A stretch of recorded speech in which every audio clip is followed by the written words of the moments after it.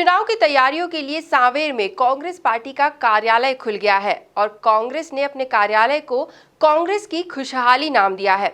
वैसे राष्ट्रपति प्रणब मुखर्जी के निधन के बाद राष्ट्रीय शोक के कारण कार्यालय का औपचारिक उद्घाटन ही किया गया, लेकिन देखिए कि सांवेर के गुड्डू के लिए किस तरह कांग्रेस नेता बाहुबली बनते नजर आए। देखिए खास रिपोर्ट। उपचुनाव के लिए सांवेर विधानसभा में कांग्रेस की खुशहाली बढ़ गई है। यहाँ खुशहाली से मतलब उपचुनाव के कांग्रेस कार्यालय से है, क्योंकि सांवेर से संभावित कांग्रेस प्रत्याशी प्रेमचंद गुड्डू ने अपने कार्यालय को खुशहाली का नाम दिया है। पूर्व राष्ट्रपति प्रणब मुखर्जी के निधन पर राष्ट्रीय शोक के कारण सांवेर उपचुनाव के लिए कांग्रेस कार्यालय का औपचारिक उद्घाटन किया गया। बावजूद इसके कांग्रेस नेताओं ने कोरोना काल की परवाह किए बिना बाहुबली अंदाज दिखाया। कार्यक्रम में कांग्रेस के राष्ट्रीय सचिव संजय कपूर, पूर्व सांसद सज्जन वर्मा, पूर्व मंत्री जीतू पटवारी, जिलाध्यक्ष सदाशिव यादव, शहर कांग्रेस अध्यक्ष विनय बाकलीवाल, विधायक संजय शुक्ला, विधायक विशाल पटेल, पूर्व विधायक सत्यनारायण पटेल, अजीत बौरासी सहित कई कांग्रेसी मौजूद रहे।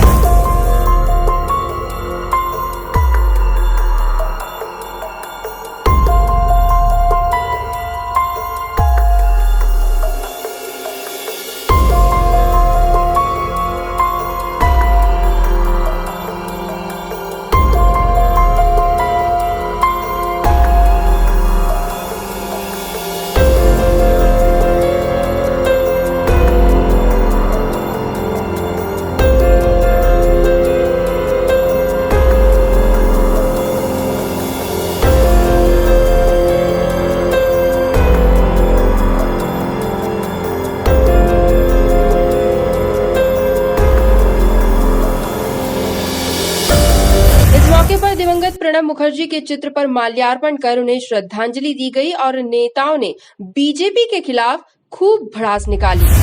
सरकार को गिराकर लोकतंत्र की हत्या करने का जो भारतीय जनता पार्टी ने प्रयास किया है, मध्य प्रदेश की जनता 2700 की 27 सीट कांग्रेस की झोली में डालकर उनको इसका करारा जवाब देगी, क्योंकि लोकतंत्र में जनता सर्वोपरि है और ये चुनाव 5 साल के लिए हुए थे।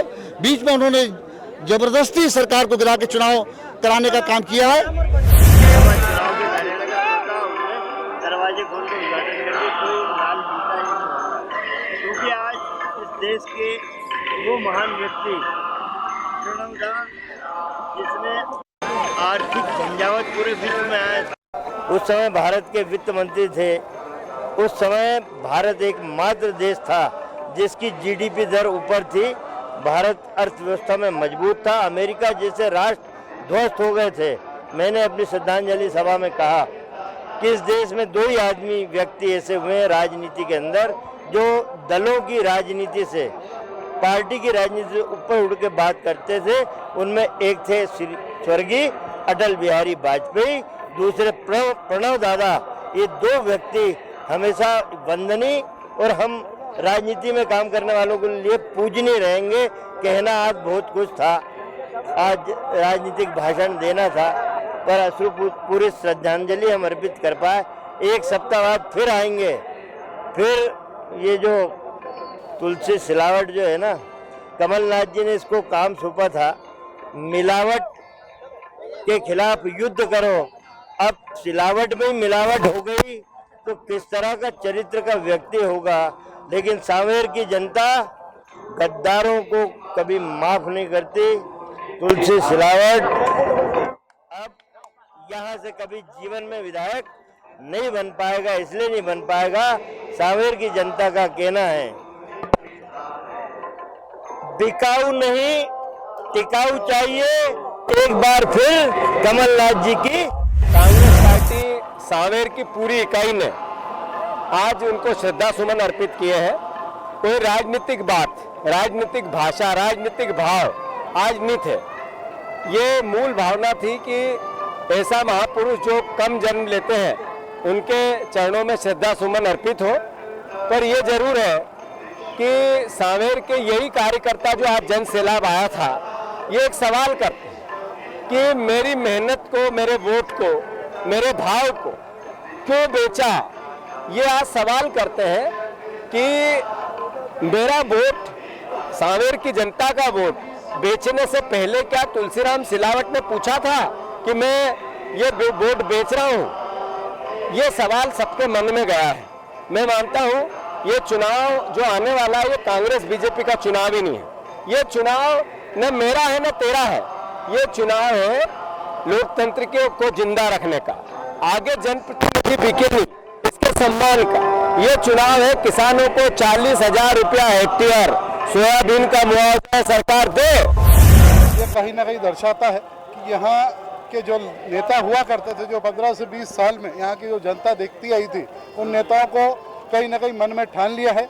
कांग्रेस परिवार के ऊपर पूरा भरोसा है और जो कैंडिडेट आदरणीय कमलनाथ जी ने दिया है, प्रेमचंद गुड्डू जी, वो कहीं ना कहीं एक आशा की किरण फिर जगी है और तुलसी सिलावट जी निश्चित तौर पर हजारों वोटों से यहाँ से पराजित होंगे और यहाँ कांग्रेस परिवार फिर से स्थापित होगा।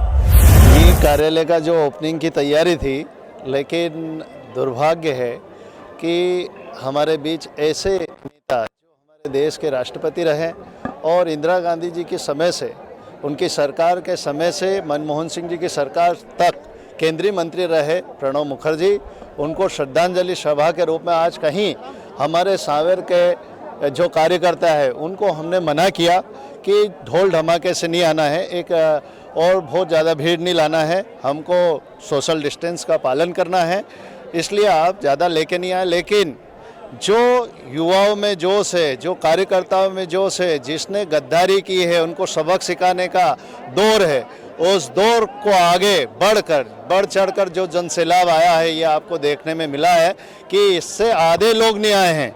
और आगामी हमारा जो सम्मेलन होगा वो एक विधानसभा में चारों क्षेत्र में होगा और वो ऐसे ही जनसैलाब के साथ होगा, आपको देखने को मिलेगा। गद्दारों की वजह से, सिंधिया की वजह से मैंने पार्टी छोड़ी थी, ये बात सबको मालूम है, लेकिन अब उसको बोलना कोई प्रासंगिक नहीं है और सब नीचे तक बच्चे को मालूम है कि मुझे किस तरीके से कांग्रेस में रहकर सिंधिया ने प्रतिनिधित्व किया था और उस कारण मुझे छोड़ना पड़ा, फिर वापस मैंने ज्वाइन किया। इस मौके पर नेताओं ने कोरोना काल के बाद भी कार्यकर्ताओं का लंबा जमावड़ा लगा दिया और हजारों की संख्या में कांग्रेसियों ने बाहुबली अंदाज में अपनी हुंकार भरी। सांवेर से एमपी न्यूज के लिए शार्दुल राठौर की रिपोर्ट।